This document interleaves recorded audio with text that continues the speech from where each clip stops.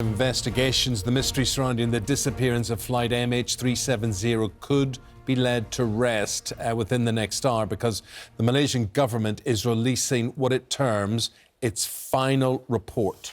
So this is what we do know. In March 2014, the aircraft carrying 239 people took off from Kuala Lumpur Airport, bound for Beijing.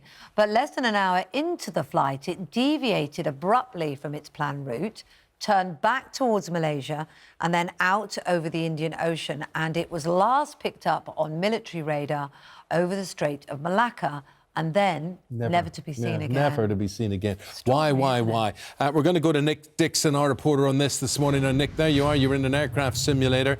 And that route that we're talking about is something that will have been played through those simulators time and time again, looking for answers. What have they come up with? What are some of the theories that as to what may have happened?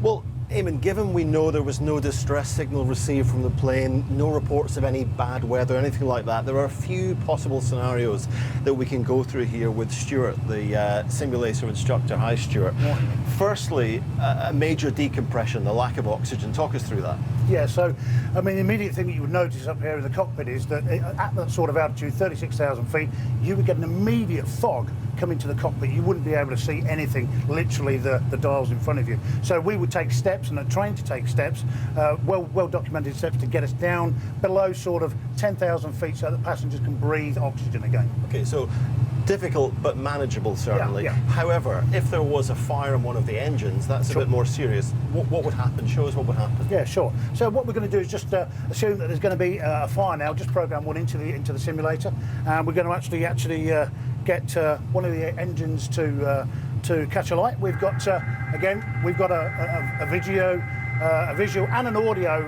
alarm going off, and moreover down here we can see that we've got a number 2 engine is actually on fire.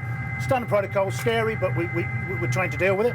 We would basically just then take a number of steps, and I'm going to shorten them here, Nick, but we're going to discharge the bottles, the extinguisher bottles on the engines, and we're basically going to put that particular fire on number 2 engine out and extinguish that away for us.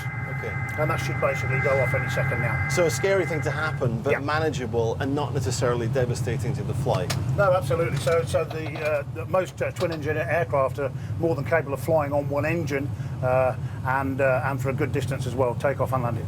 And one other theory, of course, has been the discussion of possible deliberate act from one of the pilots. Yeah. If that was going to happen, it would take quite a lot of work in the cockpit, wouldn't it? Yeah, it would, absolutely. So, you know, short of any sort of airframe failure, which is going to cause, you know, the aircraft to become unmanageable and unhandleable, then, you know, it's going to take a real physical force to basically make the aircraft go downhill. So what we're going to do now is to put the aircraft into a simulated dive, going down towards the ocean now, just coming down from 5,000 feet. But again, you're going to get a series of visual and audible alarms that are going to basically come into play to let us know that we're diving. You then get a lot of sort of stick shake as the aircraft began to increase, and there we go, the warning signs are in there. You can see now that we've got an overspeed, and as we get closer to the ground, you'll get pull-up indications to let us know that we're getting too close and we should be pulling actually the aircraft out of that dive. All right, Stuart, thank you for your insight. Really appreciate it. Fascinating. And if anything, though, it just gives us more questions really than answers. It's all just so intriguing.